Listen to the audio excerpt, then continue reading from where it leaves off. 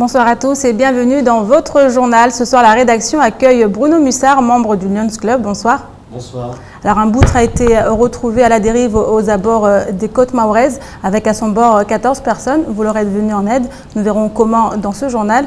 Avec nous également Madame Cécile Perron, directrice du parc marin. Bonsoir. Bonsoir. Alors, après les tortues, ce sont maintenant les dugongs qui sont victimes du braconnage. Une situation inquiétante, d'autant qu'il s'agit d'une espèce en voie de disparition. Nous verrons cela avec vous en détail dans ce journal. Mais d'abord, voici les titres de ce mardi 23 juin.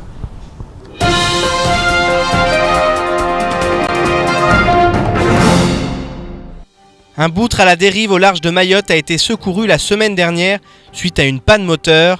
Mais au vu de l'état du navire, les 5 membres de l'équipage et les 9 passagers sont toujours coincés au port de Longoni. Les explications dans notre journal. À Mayotte, de nombreux ressortissants comoriens se rendent aux autorités afin de demander à retourner dans leur pays d'origine. À l'approche des vacances scolaires, nous avons tenté de comprendre en quoi consistaient ces départs volontaires. Et si Cuba devenait un partenaire privilégié pour les échanges avec Mayotte, l'île reine des Caraïbes est en plein essor et de nombreuses opportunités y sont à saisir. Une conférence sur la question est prévue ce jeudi avec des entrepreneurs mahorais.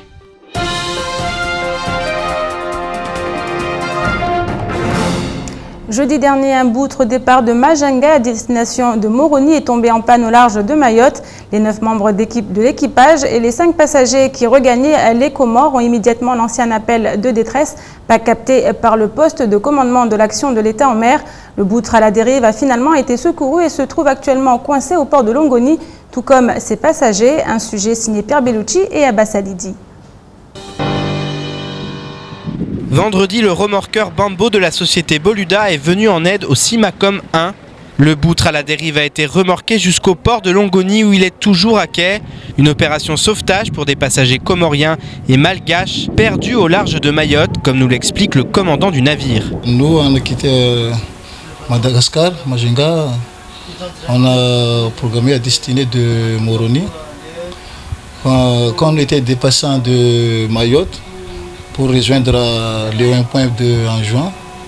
Donc nous tombons en panne. Après j'ai déclenché mon détresse. J'ai demandé des secours avec pour stade contrôle de Mayotte. Donc le lendemain il me répondit pour nous sauver. Après j'ai encore resté pendant la nuit sur la mer. La mer c'est trop profondue, on ne peut pas mouiller l'ancre. Donc je reste à la dérive jusqu'à le remorqueur qui va nous chercher pour amener ici. Le boutre a été jugé dans un état trop piteux pour reprendre la mer. Équipage et passagers ont donc été consignés à bord, ne pouvant s'éloigner du quai, avec interdiction de sortir du port pour ne pas entrer illégalement sur le territoire français. Le Lions Club de Mayotte a donc été contacté pour porter assistance aux passagers en leur fournissant 1 mètre cube de produits de première nécessité offerts par la Sodifram. Lions Club mais aussi l'association Tsakadoub et le Rotary se sont également rendus sur place pour procéder à une évaluation sanitaire de l'équipage et des passagers du Simacom 1. Des palettes ont aussi été mises à disposition pour décharger les marchandises du navire afin de pouvoir le remettre à niveau. Le commandant souhaite quant à lui pouvoir rentrer chez lui au plus vite. C'est les affaires maritimes qui nous ont bloqués à propos des états des navires, les sécurités, tout ça.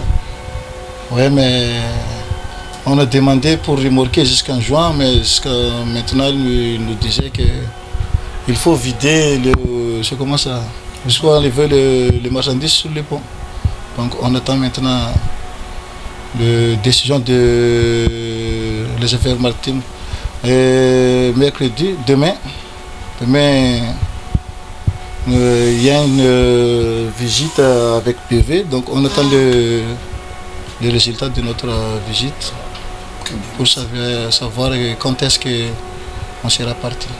2 solutions sont actuellement envisageables, remorquer le boutre jusqu'aux Comores ou bien alors réparer le navire. Mais dans ce cas, c'est l'armateur qui est censé prendre en charge la réparation. En attendant, les affaires maritimes et le bureau Veritas vont effectuer demain un contrôle du navire en espérant que la situation se débloque rapidement.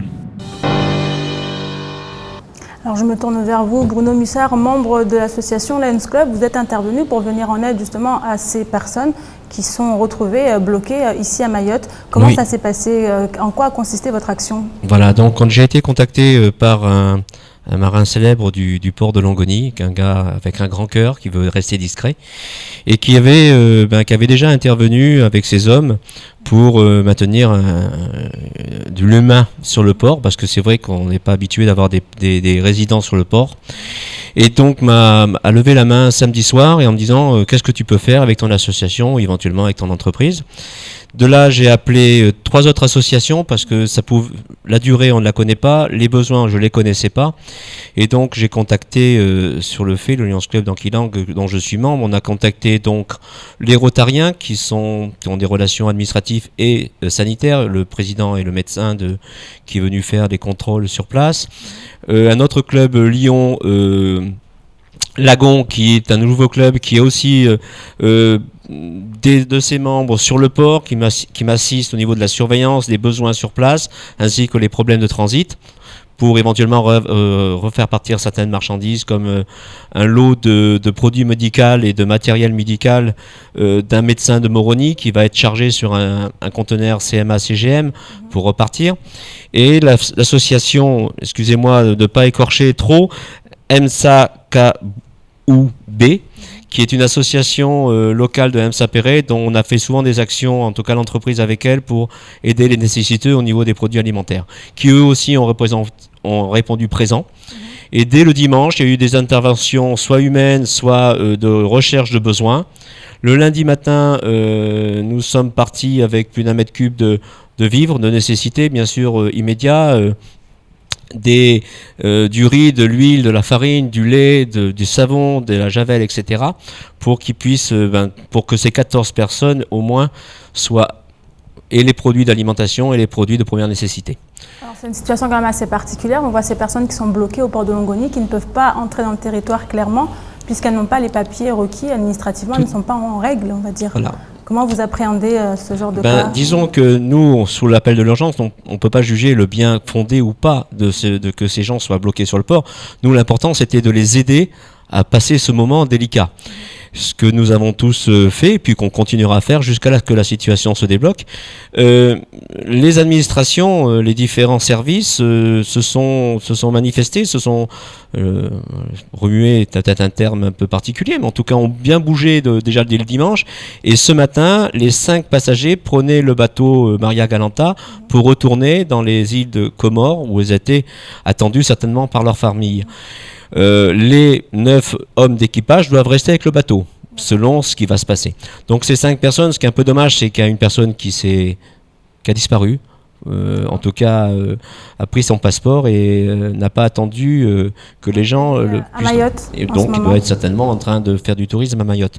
Mais ça, nous, en tant qu'association, on a à aider autant faire se peut, en attendant que les administrations, et on voit que demain, Société Veritas avec les affaires maritimes vont essayer de trouver certainement la meilleure des solutions pour ce bateau, pour ces marins, et j'espère que ça sera résolu assez rapidement.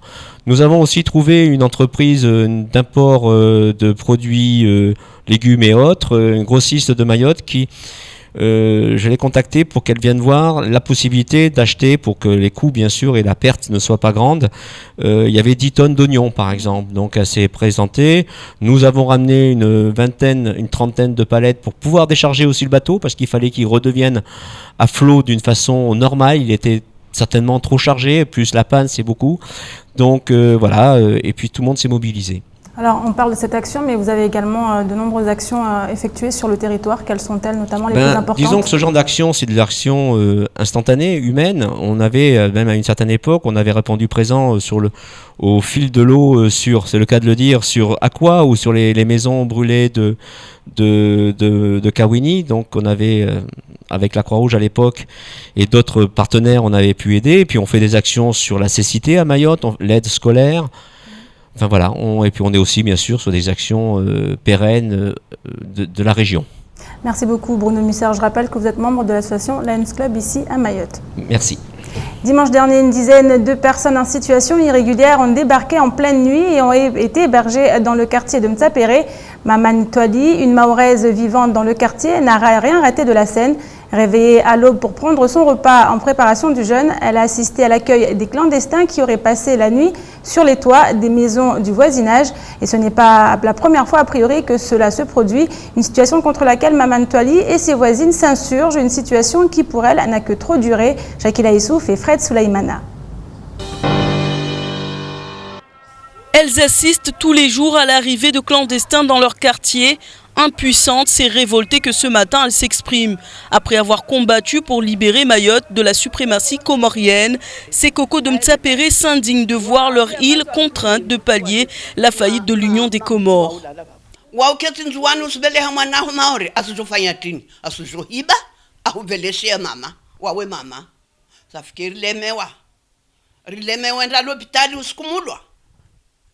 Rilemewa ulala mandrani hatu hama hondo na mashaka na wizi rivingiwe upanga rivingiwe sembeya rivingiwe swaha rilemewa. Le préfet est dans la ligne de mire de ces cocos qui constatent une augmentation des flux migratoires. Elles expliquent devoir envoyer leurs enfants à l'étranger puisqu'à Mayotte, le marché du travail est saturé face au nombre de travailleurs provenant des Comores. Une situation qui ravive les tensions du passé et qui risque de pousser ces anciennes combattantes à reprendre leur combat.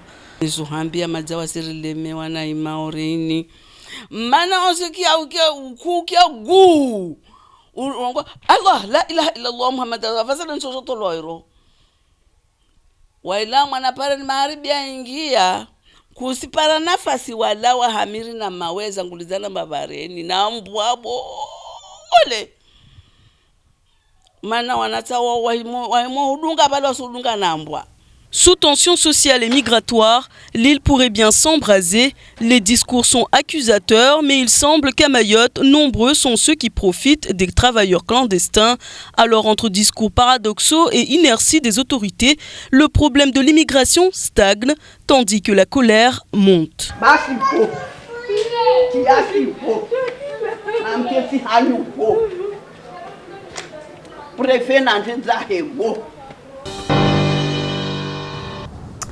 Chaque année, à l'approche des vacances scolaires, de nombreux départs volontaires sont organisés à la demande de ressortissants étrangers.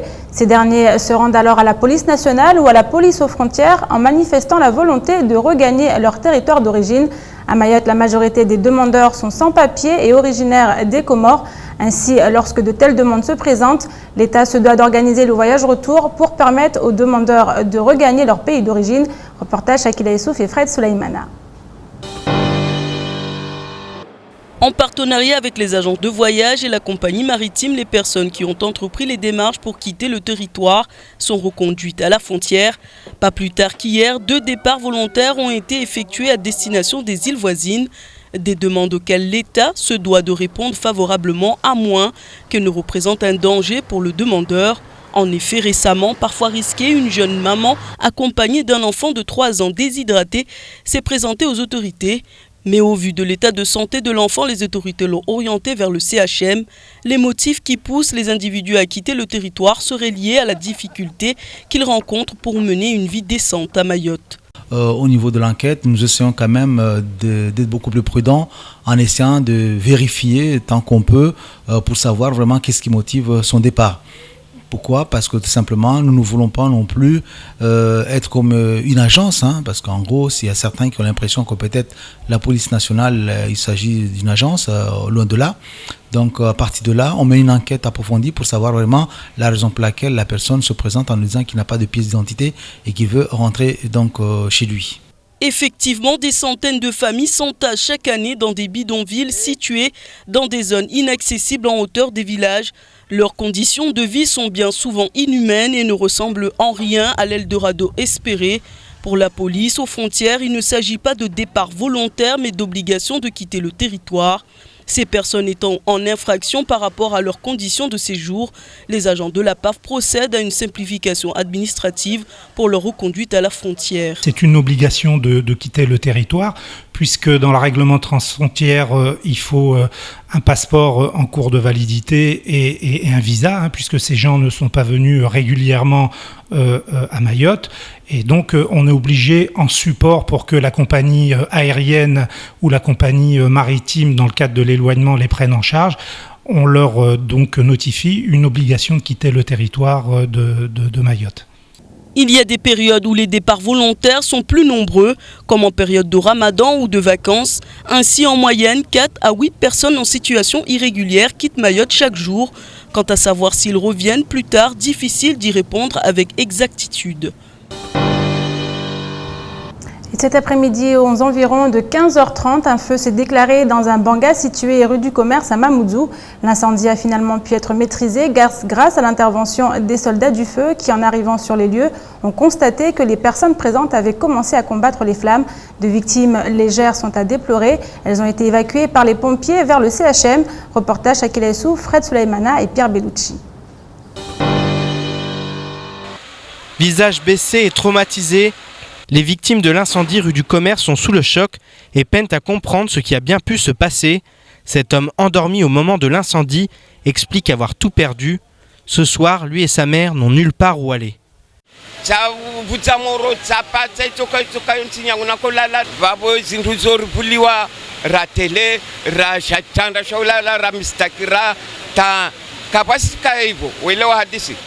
Voisins et passants ont vaillamment tenté d'éteindre les flammes. En vain. Les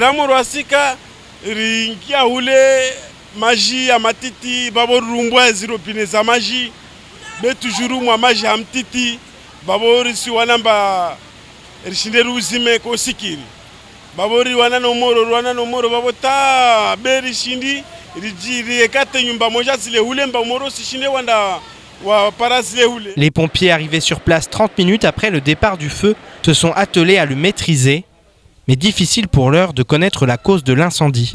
Nous, on est arrivé tout à l'heure, on s'est rendu compte que c'est 2 pièces plus un stockage des oignons qui fait à peu près une vingtaine de mètres carrés. Donc les 2 pièces, chaque pièce faisait à peu près 4 à 5 mètres carrés. Donc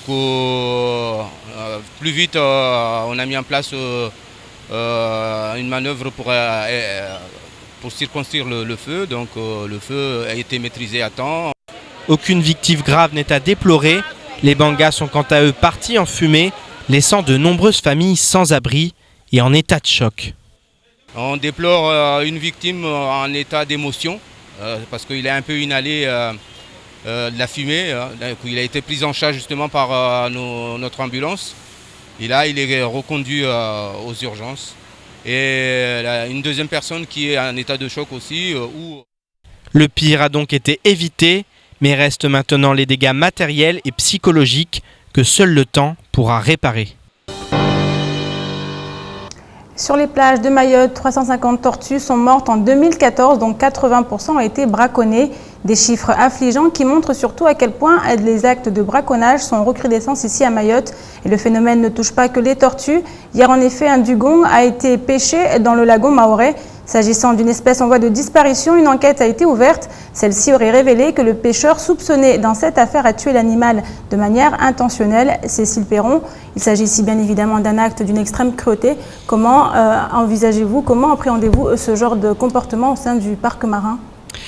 Bien évidemment, la mort de ce dugong est catastrophique pour cette espèce puisqu'il en reste moins d'une dizaine à Mayotte. C'est une femelle qui a été tuée, donc potentiellement reproductrice, qui a potentiellement aussi un jeune qui est resté seul dans le lagon. Donc c'est effectivement très triste de voir que cet animal ait été capturé. Alors une espèce en voie de disparition, qu'est-ce que cela implique? Le pêcheur qui est soupçonné, qui a priori aurait fait cet acte, qu'est-ce qu'il encourt aujourd'hui? Alors la procédure judiciaire est en cours, en tout cas quand on porte atteinte à une espèce protégée, on encourt 15 000 € d'amende et 1 année d'emprisonnement. Alors il se trouve également qu'il s'agit d'un récidiviste, a priori ce n'est pas la première fois. C'est vous qui le dites, je vous laisse la responsabilité de ces informations.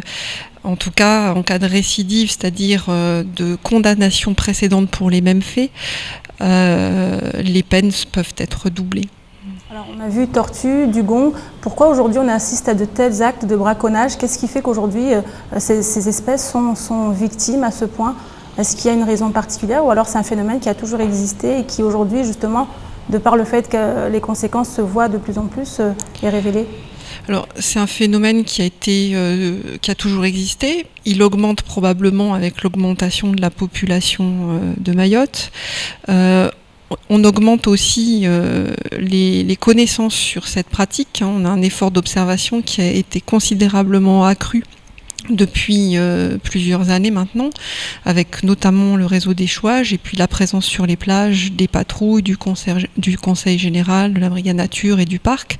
Donc évidemment, plus on est présent sur les plages, plus on constate ces infractions.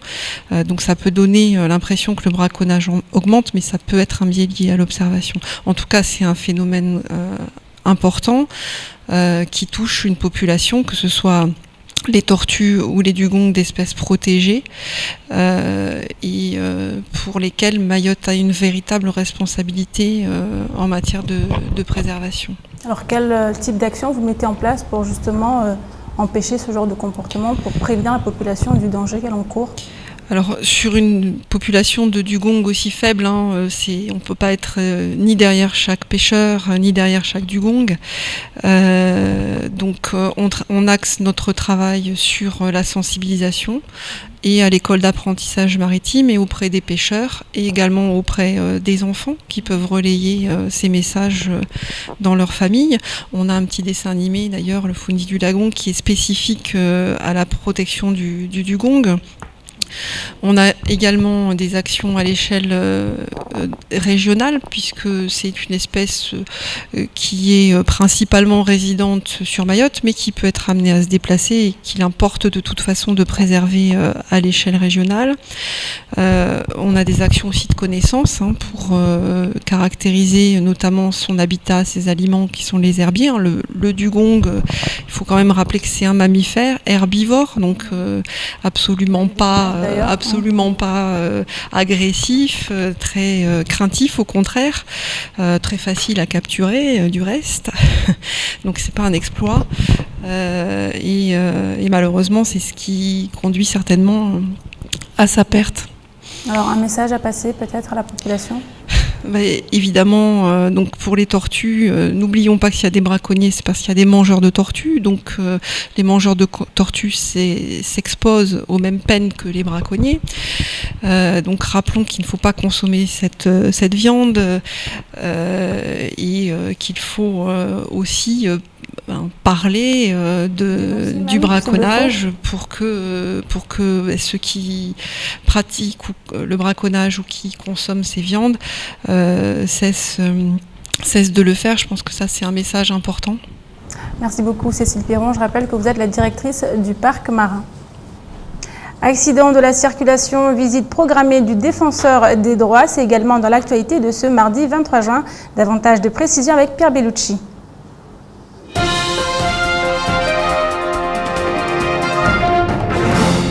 Ce matin, un scooter en provenance de Mamoudzou qui se dirigeait vers Cavani a entrepris de doubler une voiture sans voir le camion qui arrivait en face. Le chauffeur n'a pu éviter le deux roues qui est venu percuter l'avant de la camionnette. La tête du conducteur a heurté le pare-brise qui s'est brisé sous la violence de l'impact. La police est arrivée sur les lieux rapidement et le scooteriste blessé a été évacué vers le CHM. Depuis le début de l'année, plusieurs morts sont déjà à déplorer suite à des accidents de la route. Le fléau se généralise à Mayotte sans qu'aucune mesure ne soit prise pour enrayer le problème, tandis que de plus en plus de véhicules s'empilent sur les routes. L'ancien ministre de la Culture Jacques Toubon, devenu défenseur des droits après le décès de Dominique Baudis, sera à Mayotte en septembre.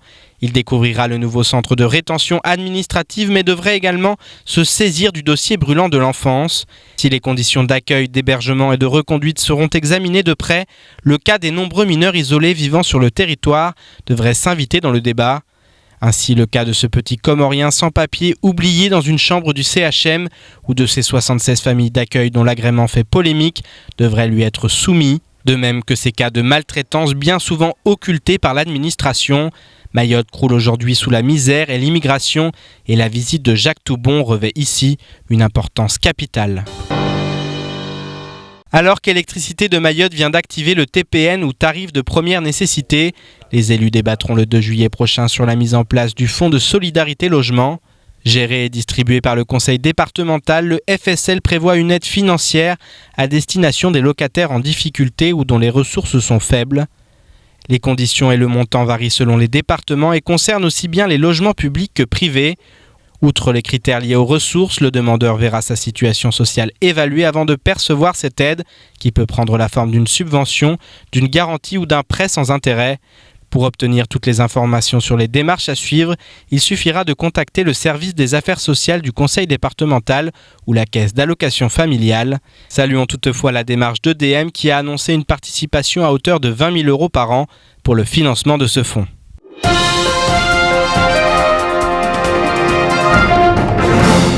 Et cette information, Air Austral informe aujourd'hui que le syndicat du personnel navigant commercial a déposé un préavis de grève pour le 2 juillet prochain, et ce pour une durée illimitée. Ce préavis est déposé alors même qu'un accord d'entreprise pour la revalorisation de la rémunération des personnels navigants commercial vient d'être signé dans un esprit constructif et respectueux d'un dialogue social apaisé. Air Austral tient tout de même à rassurer ses passagers qu'aucune perturbation n'est à envisager à ce jour. Le maximum sera fait pour qu'une solution soit trouvée afin de permettre d'assurer la continuité du service dans cette période très chargée de vacances scolaires. Et si Cuba devenait le partenaire privilégié de Mayotte pour toutes sortes d'échanges, c'est en tout cas ce que souhaite Pierre-Georges Hervé, un entrepreneur qui officie à Mayotte et à Cuba. Ce dernier organise ce jeudi une conférence sur les nouvelles opportunités de développement artisanal et commercial dans la plus grande île des Antilles, celle qui depuis un mois n'est plus classée sur la liste noire des États-Unis, connaît un véritable développement sans précédent. Alors faut-il y voir une aubaine pour Mayotte? Élément de réponse dans ce reportage signé Leslie Limné et Pierre Bellucci.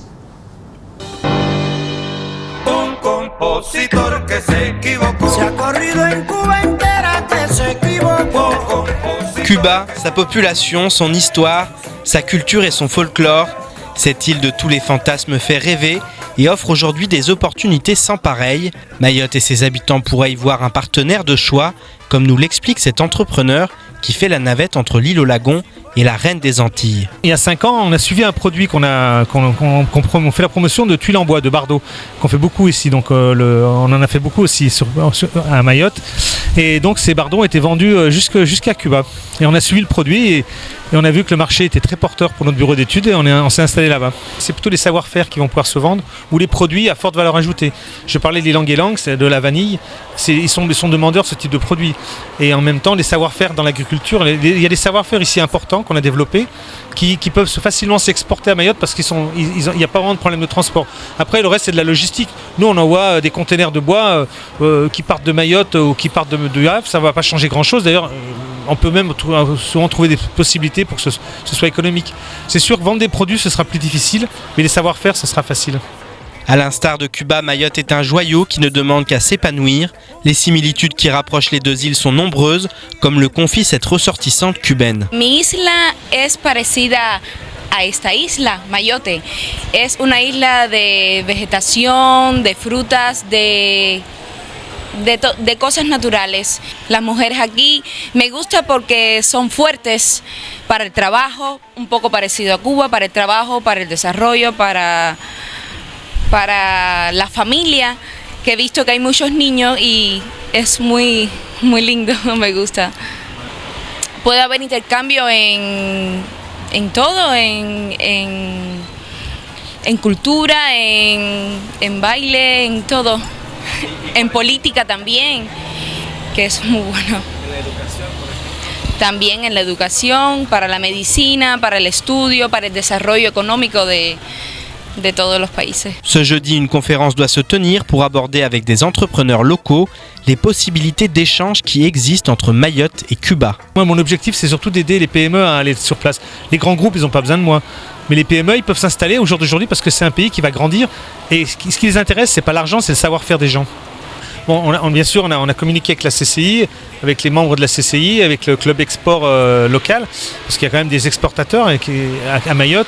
L'objectif de cette conférence, c'est une conférence où on va projeter un document qui a été fait, un PowerPoint, qui dure une vingtaine de minutes, qui a été fait bien sûr en parler avec l'État cubain et la France, qui explique Cuba, qu'est-ce qu'est Cuba, comment fonctionne Cuba, et les opportunités. Et on va lister en fait toutes les opportunités, parce qu'ils sont capables d'acheter des carcasses de pneus. C'est-à-dire qu'il y a peut-être quelqu'un à Mayotte qui est spécialiste dans le rechappage, qui veut s'installer et vendre des produits là-bas, il pourra. Et nous, on a l'avantage, et moi je vais intervenir parce que j'ai l'avantage d'avoir monté un réseau important sur place pour introduire les entreprises. Et on ne fait pas simplement la promotion de Cuba. Nous, on va vraiment simplement aider les gens à avoir des contacts sur place rapidement et même répondre à des appels d'offres. C'est l'objectif de cette conférence, c'est qu'ils sachent que c'est intéressant d'y aller et on espère bien organiser un voyage d'affaires avec des chefs d'entreprise mahorais. Cet échange de bons procédés pourrait donc voir le jour dans les prochaines années et permettre à ces deux îles d'avancer dans la voie du développement. C'est la fin de cette édition. Merci à vous de l'avoir suivi. Dans quelques instants, Ornella Perrine vous donnera les nouvelles du temps pour la journée de demain. Suivra à 19h35 l'invité du temps de parole, Mansour Kamardine, qui était ce matin au micro de Patrick Millan. Excellente soirée à vous sur KTV.